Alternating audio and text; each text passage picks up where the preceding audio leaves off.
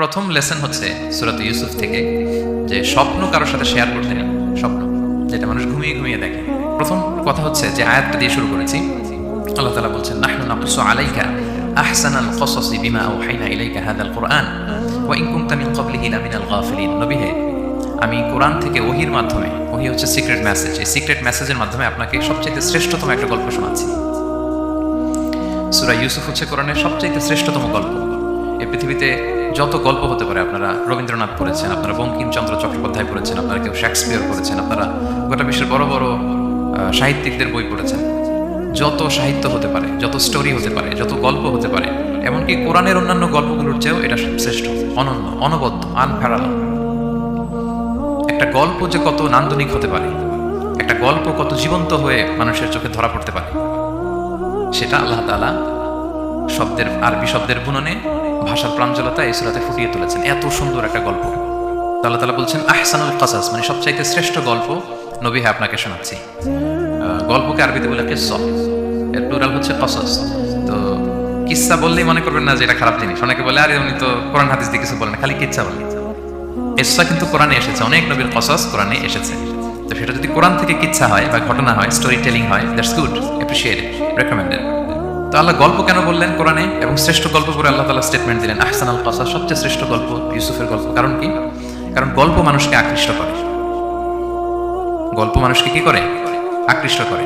অনেক সময় দেখা যায় যে আমরা যখন তাত্ত্বিক কথা বলি, মানুষ হাই তোলে, কেউ এদিক সেদিক তাকায়, একটা ঝিমুনি ঝিমুনি ভাব। কিন্তু যখন ঘটনা বলি, একটা গল্প যখন শুরু করি, তখন একেবারে নড়ে চড়ে বসে সবাই, মানে কি হইলো দেখি, শেষ পর্যন্ত কোথায় যেয়ে ঠেকে।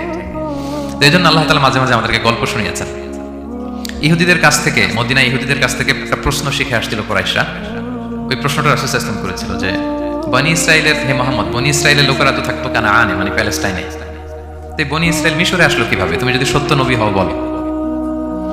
আবার কেউ কেউ বলেছিল যে ইউসুফ আলাইহিস সালাম, ইয়াকুব আলাইহিস সালাম, ওনারা থাকতো প্যালেস্টাইনে, ওনারা মিশরে আসলো কি করে বলো।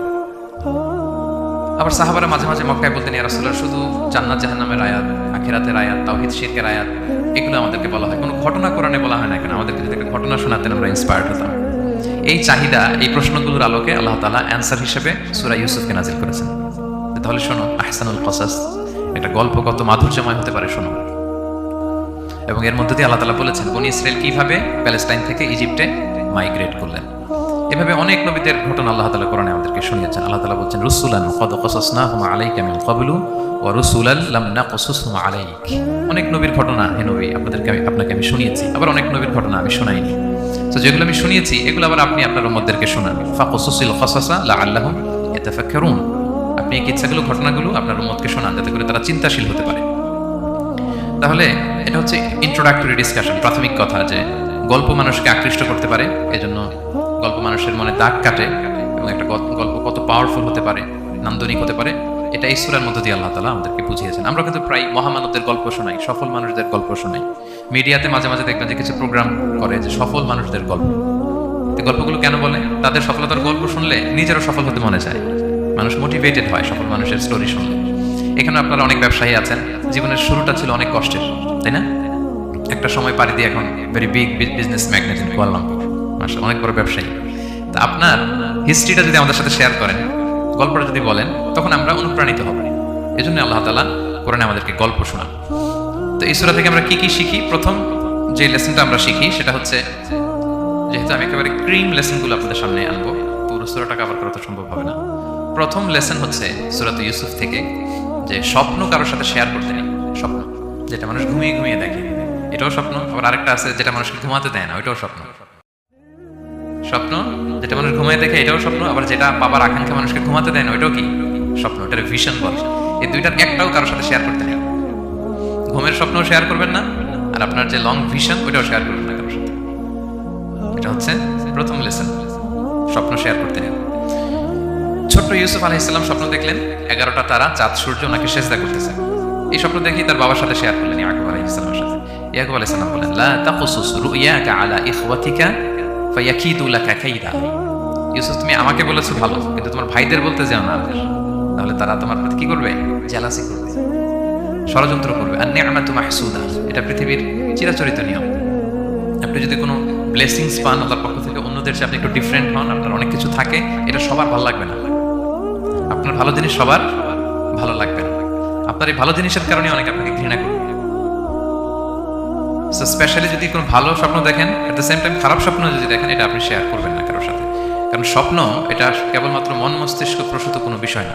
মুমিন জীবনে এটা অনেক অর্থবহ। মাঝে মাঝে স্বপ্নের মাধ্যমে আল্লাহ মানুষকে বার্তা দেয়, ইলহাম পাঠায় স্বপ্নের মধ্য দিয়ে। এই জন্য বিজ্ঞ প্রাজ্ঞ শুভাকাঙ্ক্ষী কাউকে শেয়ার করা যায়। যার জ্ঞান নেই বা ব্যক্তিগত জীবনে পাপী, ভালো মানুষ নয় বা হিংসুক টাইপের, এদের কাউকে আপনার কখনো স্বপ্ন শেয়ার করবেন না।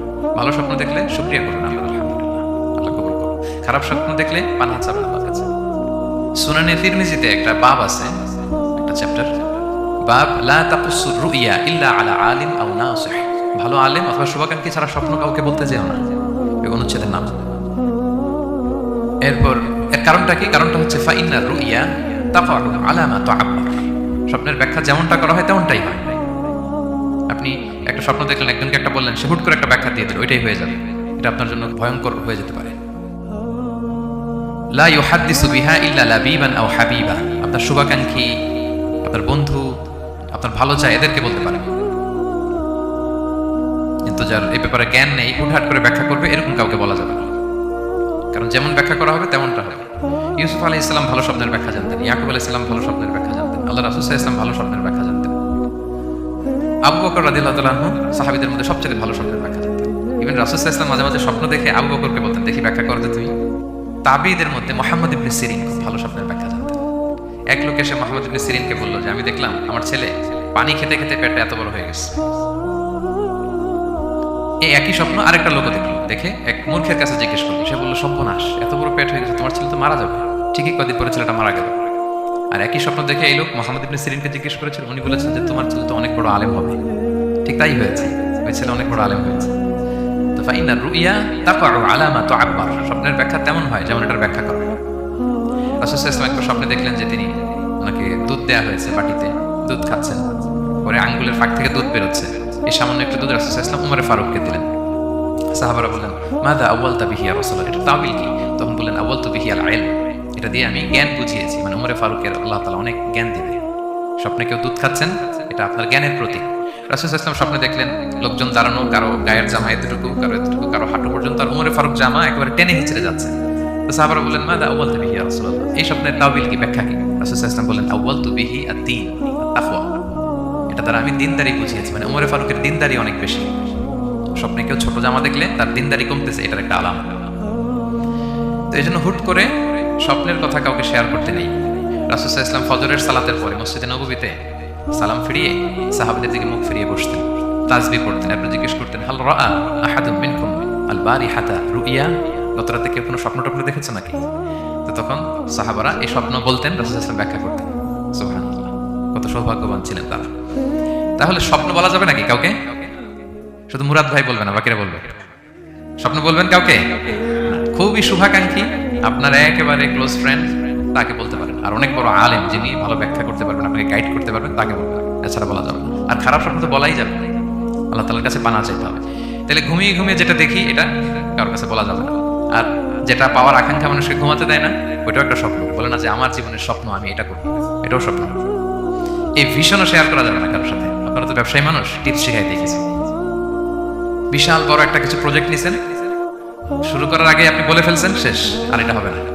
দেখবেন যে এখান থেকে কনস্পিরেসি, ওইখান থেকে শত্রুতা, ওইদিকে এটা করছে ওইটা করছে, আপনি আর আগাতেই পারবেন না। দুঃখজনক হলেও সত্য, আমরা বাংলাদেশিরা তো এগুলো তো অভ্যস্ত। সবার মধ্যে কম বেশি জেলাসি কাজ করে ন্যাচারালি, আমাদের বাংলাদেশিদের এটা আরো বেশি। আমি আমার প্রায় আলোচনাতে বলি যে আমাদের জাতীয় খেলা হাডুডু হওয়ার কারণ হচ্ছে এই খেলার ধরনটাই এমন। একজন সামনে যেতে চায়, 10 জন পা ধরে পিছনে টানতে চায়। তো একটা গল্প শুনেছিলাম এরকম, যে এক লোক জাহান্নাম ভিজিট করতে গেছে। এক এক দেশের লোকদের জন্য এক এক জাহান্নাম, প্রত্যেক জাহান্নামের উপর একজন রক্ষী ফেরেশতা। তো দেখতেছে একটা জাহান্নামের আশেপাশে কোনো রক্ষী ফেরেশতা নেই। তো বললো যে সব জাহান্নামের উপরে রক্ষী ফেরেশতা যাতে বেরোতে না পারে কেউ, এই জাহান্নামের কোনো রক্ষী ফেরেশতা নাই। এটা কোন দেশের? বলতেছে এটা বাংলাদেশের জাহান্নাম। কেউ যদি কোনো রকম বেরোইতে যায়, বাকিরা টেনে আবার ঢুকায় ফেলবে, বেরোয়া যাবে না এখান থেকে। এটা নাকি বাংলাদেশের জাহান্নাম। এটা জাস্ট একটা মজার ছলে গল্প করলাম। তা আপনি আপনার ভিশন শেয়ার করলে বিপদে পড়ে যাবেন। আপনি প্রপার হোমওয়ার্ক করবেন, গ্রাউন্ড ওয়ার্ক করবেন, কাউন্সিলিং করবেন, প্রজেক্ট দাঁড় করাবেন, লঞ্চিং প্রোগ্রামের দিন সবাইকে জানাবেন। সব রেডি, এবার আর কেউ কিছু করতে পারবে না, দাঁড়াই গেছে, সব রেডি।